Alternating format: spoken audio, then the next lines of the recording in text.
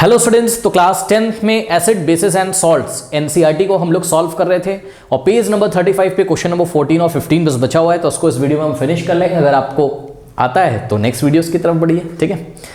बहरहाल एक इन्फॉर्मेशन मैं आपको देना चाहता हूं, जो बच्चे नए अभी जुड़े हैं, नया वीडियो आपको ये मिला है, यूट्यूब ने रिकमेंड किया, आप पहली बार इस चैनल पे आए हो बच्चों, तो इस चैनल पे मिलेगा आपको क्या, physics, chemistry and mathematics class 10 का पूरा सिलेबस आपको मिलेगा, ठीक है ना। कहाँ मिलेगा? पिन कमेंट चेक करिए। पिन कमेंट क्या होता है? जो कमेंट सबसे ऊपर आ रहा है उसको पिन कमेंट बोलते हैं। वहाँ रीड मोर पर क्लिक करिए, हर एक चैप्टर का लिंक बच्चों वहाँ पर आपको मिलेगा। हर एक चैप्टर को हमने डिटेल में पढ़ाया हुआ है, ठीक है। हर एक चैप्टर का NCERT exemplar physics, chemistry and mathematics का हमने सॉल्व कराया है। एनसीईआरटी एग्जाम्पलर क्या होता है? एनसीईआरटी एग्जाम्पलर बच्चों सीबीएसई ने रिकमेंड किया है, बहुत ही अच्छा बुक है ये, बोर्ड एग्जामिनेशन के लिए बहुत ही इंपॉर्टेंट टूल है और आपके कॉन्सेप्ट क्लियर करने के लिए, अगर आप आगे साइंस लेना चाहते हो तो बहुत, साइंस और मैथ्स लेके चलना चाहते हो आगे, तो बहुत ही इंपॉर्टेंट टूल है आपके कॉन्सेप्ट को क्लियर करने के लिए NCERT exemplar book. NCERT exemplar book बच्चों जरूर करें, इसके सॉल्यूशन भी हमने इस चैनल पे अपलोड कर दिए हैं, ठीक है ना। इसकी पूरी प्लेलिस्ट हर चैप्टर वाइज आपको मिल जाएगी। कहाँ पर? पिन कमेंट चेक करिए, ठीक है। फिर भी जिनको प्लेलिस्ट वगैरह नहीं मिल रही है, कैसे पढ़ना है नहीं समझ में आ रहा है, तो आप व्हाट्सएप 750, ये मेरा व्हाट्सएप नंबर है 7503644171, यहाँ पे आप मैसेज करिए, ठीक है। तो जो भी चैप्टर के लिंक आपको नहीं मिल रहे हैं, सर्च करने में प्रॉब्लम आ रही है, पढ़ने में प्रॉब्लम आ रही है, तो आप यहाँ पे मैसेज करिए, आपको लिंक हम लोग यहाँ से सेंड कर देंगे, ठीक है। तो ये सब न्यू स्टूडेंट्स के लिए था, ओल्ड स्टूडेंट्स को सारी चीजें पता है। अब आइए स्टार्ट करते हैं बच्चों। पेज नंबर 35 है ये आपका एनसीईआरटी का, क्वेश्चन नंबर 14 कह रहा है what is neutralisation reaction, give two example. Very easy question, सभी बच्चों को पता होगा। न्यूट्रलाइजेशन रिएक्शन क्या होती है बच्चों? जब कोई एसिड बेस से रिएक्ट करता है और आपको क्या मिलता है? सॉल्ट और वाटर, ठीक है। तो न्यूट्रलाइजेशन रिएक्शन में क्या होता है? एसिड रिएक्ट करता है किससे? बेस से। एसिड बेस की जब रिएक्शन होती है और आपको क्या मिलता है? सॉल्ट और प्लस वाटर। इस रिएक्शन को हम क्या बोलते हैं? इस रिएक्शन को न्यूट्रलाइजेशन रिएक्शन बोलते हैं। लेकिन न्यूट्रलाइजेशन रिएक्शन में जो रिएक्टेंट होंगे वो एसिड और एसिड के साथ एक बेस होगा और प्रोडक्ट में आपको सॉल्ट और वाटर मिलेगा। यही डेफिनेशन यहाँ पे हमने लिखी हुई है। The reaction between an acid and a base to form salt and water is called neutralisation reaction. RXN का मतलब रिएक्शन, शॉर्ट में लिखा है मैंने, आप फुल फॉर्म लिखेंगे पूरा।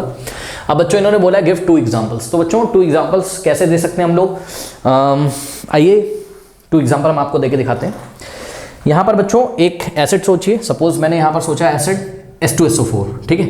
सल्फ्यूरिक एसिड मैंने सोचा और साथ में मैंने बेस कौन सा ले लें बताइए? सोडियम हाइड्रोक्साइड ले लेते हैं, ठीक है।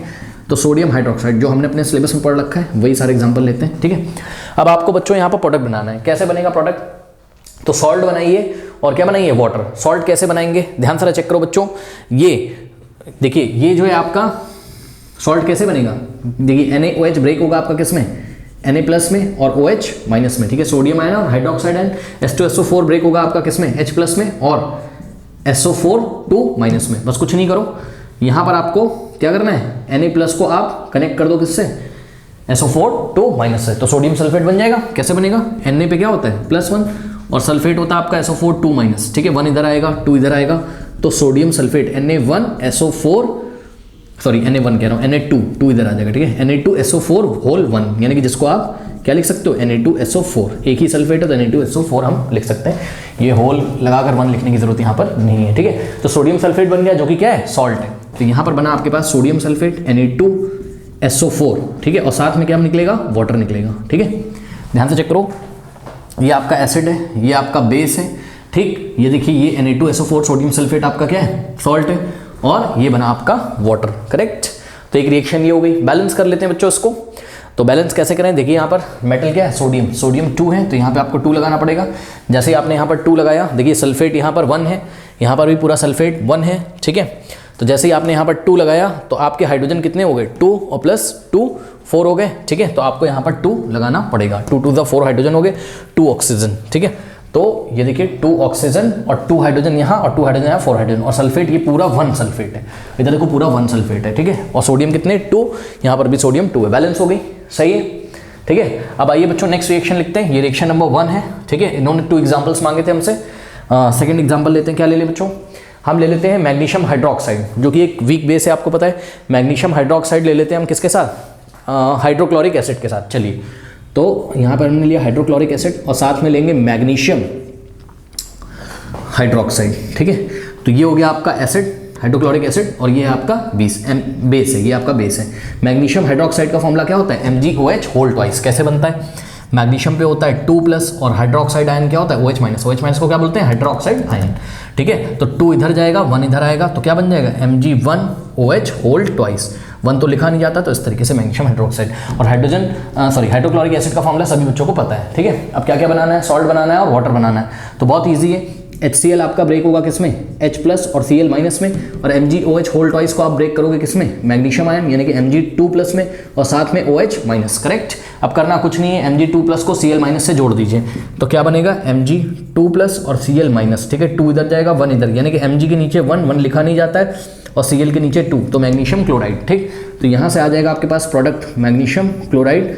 ठीक है, और मैग्नीशियम क्लोराइड क्या आपका? सॉल्ट है, और साथ में निकलेगा क्या? वाटर। ठीक है, H2O। अब बैलेंस कर लीजिए स्टूडेंट्स, तो कैसे बैलेंस करेंगे? ध्यान से चेक करिए। यहाँ पर देखिए मैग्नीशियम 1 है, मेटल बैलेंस है। अब नॉन मेटल चेक करो, क्लोरीन यहाँ पर 1 है, यहाँ क्लोरीन कितने? 2, तो यहाँ आपको 2 लगाना पड़ेगा। ठीक है, 2 क्लोरीन हो गए। अब हाइड्रोजन को चेक करते हैं स्टूडेंट्स, देखिए 2 हाइड्रोजन इधर है और 2 हाइड्रोजन इधर है। ठीक, 2 2 4, तो आपको यहाँ 2 लगाना होगा, जैसे 2 2 4 हो जाएगा। ठीक है, अब देखिए 2 ऑक्सीजन है यहाँ पर, और यहाँ पर भी 2 ऑक्सीजन, 2 2 4 हाइड्रोजन, 2 हाइड्रोजन यहाँ, 2 हाइड्रोजन यहाँ। मेरे ख्याल से बैलेंस है, बिल्कुल बैलेंस रिएक्शन है। कोई डाउट है बताइए? तो ये 2 एग्जाम्पल हो गए, कोई डाउट है बताइए? नहीं, ठीक है, ओके। बढ़ते हैं बच्चों क्वेश्चन नंबर 15 की तरफ। 15, give 2 important uses of washing soda. बच्चों व्हाट इज वॉशिंग सोडा? आपने क्लास में पढ़ा है। वॉशिंग सोडा का जो केमिकल फॉर्मूला होता है Na2CO3.10H2O, याद है आपको? केमिकल नेम क्या है इसका? Sodium carbonate Deka. 10 मतलब Deka hydrate, sodium carbonate Deka hydrate. कितने वाटर ऑफ क्रिस्टलाइजेशन लगे हुए हैं वॉशिंग सोडा में? 10। सोडियम कार्बोनेट डेका, 10 मतलब क्या होता है? डेका, मतलब 10 को हम लोग क्या बोलते हैं केमिस्ट्री में? डेका। तो sodium carbonate Deka hydrate, hydrate मतलब वाटर के मॉलिक्यूल्स लगे हुए हैं। ठीक, उसके बाद बच्चों बेकिंग सोडा। बेकिंग सोडा का फॉर्मूला क्या होता था? याद करिए, सोडियम हाइड्रोजन कार्बोनेट। ये आपका बेकिंग सोडा होता था कि नहीं होता था? ठीक है ना। अब बच्चों इसके 2 यूज पूछे हुए हैं। ठीक है, सुन लीजिए ध्यान से। CBSE ने सैंपल पेपर 2021 में भी पूछा हुआ है इसका यूज। किसका? वॉशिंग सोडा का। ठीक है ना, नहीं सॉरी, वॉशिंग सोडा का नहीं, बेकिंग सोडा का पूछा हुआ है। ठीक है ना। चलिए अब हम आपको आइए इसके यूज बताते हैं। और सुनिए, यहाँ डिस्क्रिप्शन में एक वीडियो दे रहा हूँ, CBSE सैंपल पेपर में जो क्वेश्चन आया था उसको जरूर देखिएगा, बिकॉज यहाँ पे तो हम आपको यूज बता दे रहे हैं। ठीक है ना। और एक यूज है बहुत इंपॉर्टेंट, क्योंकि मैं डिस्कस करता हूँ तो क्लियर होगा। देखिए जैसे पहला A part, uses of washing soda. ठीक है, वॉशिंग सोडा का यूज बच्चों देखिए, एक तो आपको सुनने में ही नजर आ रहा है कि हाँ भाई वॉश करने के लिए कुछ करते होंगे। ठीक है, अब घर में जो डोमेस्टिक पर्पस में जो कपड़े उपड़े धोते हैं हम लोग, वॉशिंग सोडा से ही तो धोते हैं। ठीक है ना। तो वॉशिंग सोडा का use cleansing agent, as a cleansing agent use होता है। ठीक है, डोमेस्टिक पर्पस के लिए, घरों में कपड़े उपड़े धोने के लिए। तो ये देखिए, ये वाला तो आपको ऐसे ही याद हो गया। यूजेस ऑफ वॉशिंग सोडा में first use, second use. First use आपको ऐसे ही याद हो गया, washing soda is use as cleansing agent for domestic purpose. Domestic मतलब घरों में। ठीक है, लाइक वॉशिंग क्लोथ्स, ये तो बहुत ईजी है। ठीक, अब दूसरा वाला देखिए बच्चों, ये दूसरा बहुत इंपॉर्टेंट है। ठीक है, हाँ वॉशिंग सोडा का ही पूछा है सैंपल पेपर में। ठीक है ठीक है ठीक है ठीक है। आपको ऐसे भी पूछ सकता है बच्चों, सुन लीजिए, आपको पूछ सकता है कि सोडियम का कौन सा सॉल्ट, सोडियम के कौन से सॉल्ट को हम लोग परमानेंट हार्डनेस ऑफ वाटर को रिमूव करने के लिए यूज करते हैं। वाटर की 2 तरह की हार्डनेस होती है, एक टेम्परेरी हार्डनेस है, एक परमानेंट हार्डनेस। ठीक है, टेम्परेरी हार्डनेस जो होती है वाटर की, उसको तो आप वाटर बॉयल कर दोगे, टेम्परेरी हार्डनेस रिमूव हो जाती है। लेकिन परमानेंट हार्डनेस रिमूव करने के लिए बॉयल करने से काम नहीं चलता है। ठीक है ना। तो परमानेंट हार्डनेस को रिमूव करने के लिए आपको कुछ केमिकल प्रोसेस अपनाने पड़ते हैं, यानी कि हमें वाटर को जो है रिएक्ट कराना, वाटर के साथ हमें क्या मिक्स करना पड़ता है? वाटर के साथ हमें वॉशिंग सोडा मिक्स करना पड़ता है। तो ध्यान रखिए बच्चों, वॉशिंग सोडा का दूसरा बहुत इंपॉर्टेंट यूज है, washing soda is use for removing permanent hardness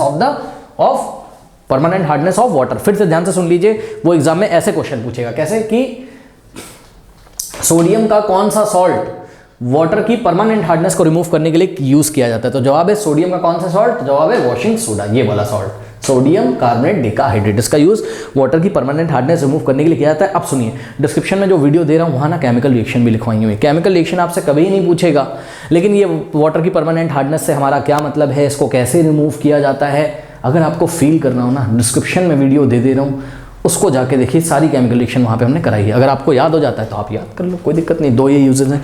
उसके बाद बच्चों यूजेस ऑफ बेकिंग सोडा। अब देखिए बच्चों, बेकिंग सोडा ध्यान से चेक करो, बेकिंग सोडा क्या है? NaHCO3 क्लास में हम लोगों ने पढ़ा हुआ है। बेकिंग सोडा एक माइल्ड बेस है, चेक करो ना, ये सोडियम का हाइड्रोजन कार्बोनेट है। सोडियम एक मेटल है, मेटल का कार्बोनेट हो, चाहे मेटल का ऑक्साइड हो, चाहे मेटल का हाइड्रोजन कार्बोनेट हो, सारे के सारे बेसिक इन नेचर होते हैं। तो एक माइल्ड बेस है। अगर ये एक माइल्ड बेस है तो जब भी हमें एसिडिटी हो जाती है स्टमक में, ठीक है, तो हम इसको एज अ एंटा एसिड यूज कर सकते हैं, सही है ना। तो ये हमने क्लास में पढ़ा हुआ है। तो पहला यूज तो ये हो गया बच्चों, क्या कि baking soda is use as an antacid in medicine to remove acidity of the stomach. कोई डाउट है बताइए, सिंपल है। और दूसरा यूज बच्चों याद करिए, बेकिंग सोडा को हम लोग बेकरी प्रोडक्ट जैसे कि ब्रेड केक्स बनाने में यूज करते थे। कैसे करते थे, इसके साथ हम कोई एडिबल एसिड मिला देते थे, जैसे कि टार्टरिक एसिड, याद है, ठीक है, टार्टरिक एसिड इसमें हम मिला देते थे, ठीक है।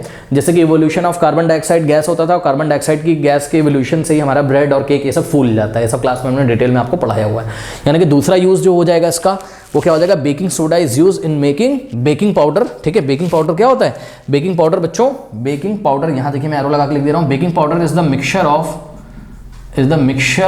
What, is the mixture of sodium hydrogen carbonate, ठीक है, सोडियम हाइड्रोजन कार्बोनेट मतलब what, baking soda and what, tartaric acid, tartaric TARIC,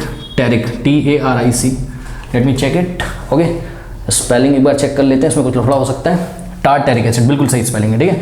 तो टार्टरिक एसिड और सोडियम हाइड्रोजन कार्बोनेट यानी कि बेकिंग सोडा का जो मिक्सचर होता है, इसी मिक्सचर को हम क्या बोलते हैं, इसी मिक्सचर को हम बेकिंग पाउडर बोलते हैं, ठीक है ना, बेकिंग पाउडर। और बेकिंग पाउडर का यूज़ हम कहाँ करते हैं, बेकिंग पाउडर का यूज़ हम बेकरी प्रोडक्ट जैसे कि ब्रेड केक्स बनाने में करते हैं, ठीक है ना। तो baking soda is use in making baking powder which is use in making cakes and breads etcetera, okay.